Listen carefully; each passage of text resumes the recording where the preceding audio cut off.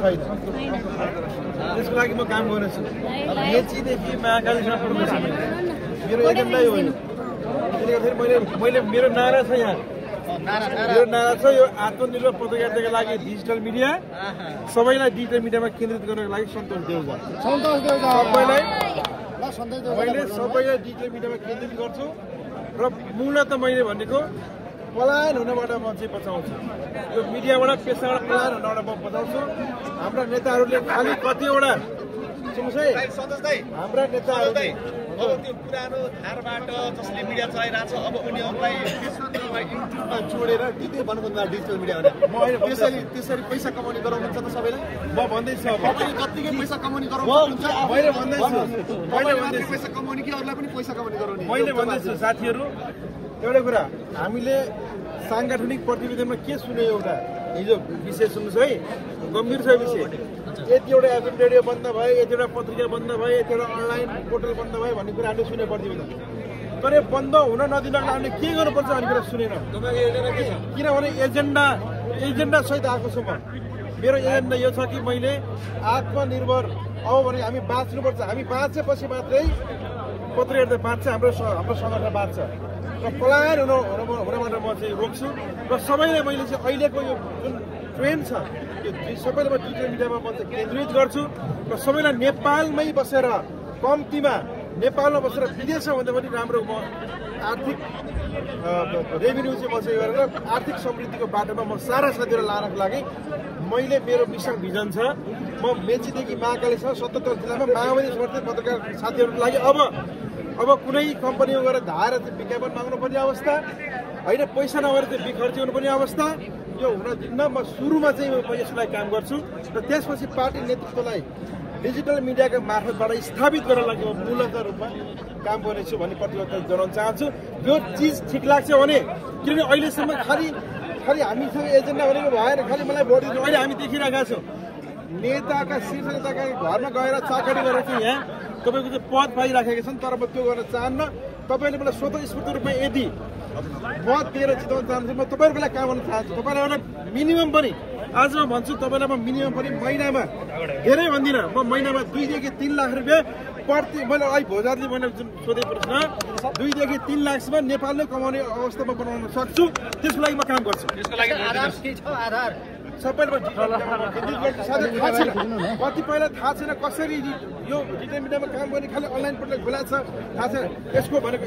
यो कसरी चलाउनुपर्छ भन्ने कुरालाई नै म बढी केन्द्रित गर्छु टेक्निकल पार्टमा म बढी काम गर्छु साथीहरूको लागि म टेक्निकल पार्टमा बढी काम गर्छु र अब भनेको यही नै हो भनेर सारा जस्तो सन्तोष सर यो अहिले पछिल्लो समय मिडियामाथि जुन प्रकारको हमला भइरहेको छ यो अवस्थामा सङ्गठनका मात्रै रहे विज्ञप्ति निकाल्ने त्यसैमा सीमित रहने अवस्थामा अब प्रेसिडेन्टमा तपाईँ जतिको नेतृत्व आइसकेपछि के हुन्छ विज्ञप्तिमै सीमित हुन्छ मैले भनिसकेँ हेर्नुहोस् म यो सङ्गठनतिर पूर्ण रूपमा नलागिकन आफ्नै काम गर्ने हो भने म महिनामा लाखौँ रुपियाँ म कमाउन सक्छु तर मैले यो चाहिराखेको छैन कि अब म मात्रै बाँचेर भएन म यसपालि आउँदाखेरिको यो आगमन छ नि जुन प्रकारले आइरहेको छु नि यो म यत्तिकै आइरहेका छैन है साथीहरू म एउटा विशेष एजेन्डाका साथ आएको छु यो पटक मलाई तपाईँले सक्षममा तपाईँले निर्वाचित गर्नुहोस् म यस्तो क्रान्ति गराइदिन्छु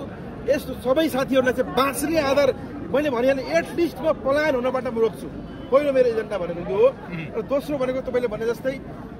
अब यहाँ के भइरहेको छ भने माथि खालि जाम गर्ने हेर्नुहोस् है साथीहरू माथि जाम गर्ने तालु खुलिसक्यो कपाल खुलिसक्यो 50 वर्षभन्दा माथि उमेर गइसक्यो माथि नछोड्ने खालि तपाईँको चाहिँ माथि जाम गर्ने फेरि तलबाट 279बाट तलतिर झर्न खोज्ने फेरि 79मा ल्याउन खोज्ने जतिसक्दो तलकोलाई चाहिँ छाप्न खोज्ने तर माथिको जाम गर्ने जुन ट्रेन्ड थियो नि अरू यो पटक मलाई सजिलोमा जिताउनुहोस् अर्को पटक यो सङ्गठन युवाहरूले कब्जा हान्छ र युवाहरूले तपाईँको यो सङ्गठनको नेतृत्व गर्छ र हामीले भन्यौँ नि अब विज्ञप्तिमा मात्र सीमित रहँदैन नेताको घरहरूमा गएर हामी चाकरी गर्ने अवस्थामा छैन अब रियलमा प्रतिनिधिले भोट हालेर चाहिँ आफ्नो नेता आफैले छाने व्यवस्थामा हामी चाहिँ लाग्छ जस्तो अब जित्ने अहिले जुन प्रकारको माहौल देखा परिरहेको छ तपाईँलाई भोट हाल्ने जो अहिले पनि यहाँ बाहिरपट्टि नाराबाजी भइरहेको अवस्थामा किन भोट हाल्ने यो विषयमा 1 2 3 पोइन्टमा भनिदिनुहोस् न मैले भनिहालेँ मैले अघि पनि भने प्रश्न पारेको छु सुरुमा त म साथीहरूलाई म बचाउँछु साथीहरूलाई झोला बोकेर बिल बोकेर कुनै फ्याक्ट्रीमा गएर कुनै विज्ञापनदाताकोमा गएर ल हजुर मलाई विज्ञापन दिनुहोस् 5,000 10,000 विज्ञापन दिनुहोस् भने त्यो अवस्थामा म साथीहरूलाई लान्न किनभने यहीँ बसेर आफ्नो उमा बसेर अफिसमा बसेर कन्टेन्ट क्रिएट गरेर साथीहरूलाई डलर त्यहीमा झार्ने यो अहिलेको जुन प्रविधि छ डिजिटल मिडियामा छ र केन्द्रित गर्छु सुरुमा म सिकाउँछु सुरुमा धेरैलाई थाहा छैन त्यो भएर पनि हो कि समस्या म सुरुमा गएर 7वटा प्रदेशमा गएर म सुरु सिकाउने मेरो योजना छ साथीहरूले बोलाउनु होला साथीहरू बोलाउनु म निःशुल्क रूपमा तपाईँहरूको लागि म काम गर्न आउन चाहन्छु भन्ने भनिराखेको छु सबैलाई अब बाँच्ने हो सुरुमा त्यसपछि बल्ल अनि तपाईँको सङ्गठनलाई के गर्ने भन्ने कुरा हो मुख्य रूपमा हामी बाँच्न पकाउने पलायन हेर्नुहोस् प्रेस सेन्टरका साथीहरू नेपालमा कति कयौँ पत्रकारहरू पलायन भइराखेका छैनन् भएका छन् बुझ्नुहोस् कि म 2 पटकसम्म संसारको शक्तिशाली देश अमेरिका पुगेर पनि म फर्किरहेको छु किनभने म नेपालमा भविष्य देखिरहेको छु जसरी मैले भविष्य नेपालमा देखिरहेको छु त्यसैले नै म यहाँका मेरा साथीहरूलाई म माओवादी समर्थी पत्रकार हाम्रो प्रेस सेन्टरका साथीहरूलाई म यही भविष्य देखाउनको लागि म पहिलो सुरुमा म चाहिँ काम गरेछु म यो गुट भन्ने छैन त्यो गुट भन्ने छैन साथीहरू म क्लियर छु मैले अरूको लागि धेरै गरेँ अब म मेरो साथीहरू मेरो सङ्गठनका साथीहरूको लागि म काम गर्न चाहन्छु भनेको निर्वाचन भएपछि यो गुट त्यो गुट भन्ने हुँदैन अहिले पनि छैन भोलि पनि हुन्न के को गुट भनेको काम गर्नु छैन के छैन सुरुमा काम गर्न सिकाउँछु साथीहरूलाई यसरी काम गर्ने भन्छु म जस्तो सन्तोषजी तपाईँ धेरै पछाडि खुल्नु भएको पनि अवस्था छ अब योमा अहिले खुलेरै अब निर्वाचनै हुमिन्छु भनेर जसरी आउनुभयो नि यो किन भन्नुहोस् त यसअघि चाहिँ अब तपाईँ खासै त्यति देख्नु भएको थिएन मैले नेतृत्वले प्रश्न गरेको छु म यहाँ किस्ती बोकेर कुनै पदको भिख माग्न आएको होइन मलाई साथीहरूले योग्य ठान्छन् चिताउँछन् चिताउनु म तपाईँहरूको लागि काम गर्छु भनेको अरू चाहिँ म तपाईँको चाहिँ खालि सङ्गठनको प्रतिवेदन बनाउने उ गर्ने यतिवटा एफएम रेडियो बन्द भयो यतिवटा पत्रिका बन्द भयो बन्द किन भयो रोक्ने कसरी भन्ने कुरा छैन खालि म त्यो गर्न आएको होइन म अरूभन्दा फरक काम गर्न आएको यहाँ ओके हजुर निर्वाचित हुनुभयो भने हिजो अस्ति मात्रै अप्रिय घटना घट्यो पत्रकारिता क्षेत्रमा एउटा ऊर्जाशील व्यक्ति हामीले दुःखद घटना भयो त्यसमा तपाईँ निर्वाचित हुनुभयो भने सम्पूर्ण पत्रकारहरू यो अवस्था नआउन दिनका लागि तपाईँ कसरी आवाज उठाउनुहुन्छ के भूमिका रहन्छ तपाईँको सबैभन्दा पहिला सुरुमा त यो जुन घटना भयो त्यो घटना नै कसरी भयो के का लागि भयो भन्ने कुरा हो नेपालमा जसरी गणतन्त्रवादीलाई चाहिँ बदनाम गर्न खोज्ने र राजावादीहरू जुन छ नि केही सङ्ख्यामा रहेका राजावादीहरू जुन हालिमली गर्न खोज्ने जस्तो देखाउने सोसियल मिडियाको चाहिँ एकदमै म्यानिपुलेट गर्न खोज्ने छ नि यो चिजबाट नै यो घटनाहरू हुन पुग्यो अब म चाहिँ पत्रकार साथीहरू प्रमुख रूपमा हामी पनि त जोगिनु पऱ्यो नि त आफू पनि सुरुमा आफू जोगिएपछि न रिपोर्टिङ होला सेफ्टी फर्स्ट भन्ने कुरा हामीले बुझाउनुपर्छ सुरु यो चिज चाहिँ पत्रकार साथीहरू पनि अवेरनेस हुनुपर्छ र यो घटना हुन नदिनु लागि मुख्य रूपमा राज्यसँग नै हामी तपाईँ चाहिँ लड्ने राज्यलाई हामी त जवाफदेही बनाउने जस्तो हिजोको घटनालाई तपाईँले चाहिँ कसरी लिनु भएको छ यो घटनाको मुख्य जिम्मेवार चाहिँ को हो ज्ञानेन्द्र शाह हुने ज्ञानेन्द्र शाहले गर्दाखेरि मुख्य यो घटनाको अभियुक्त नै ज्ञानेन्द्र शाह हो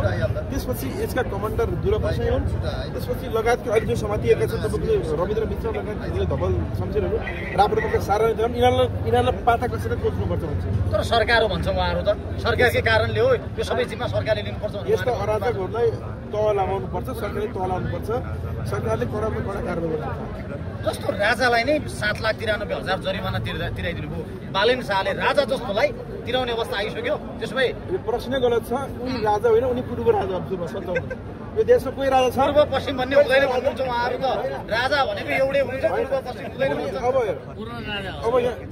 अब यहाँ पूर्व राजा हुनु उनी होइन उनलाई त्यो पनि कम भयो उनलाई जरिमाना होइन उनलाई त जेल गरेर कोस्नुपर्छ अब राजा फर्किन्छन् देशमा राजा फर्किने भन्नुहुन्छ उनी हालेर फर्किन्छ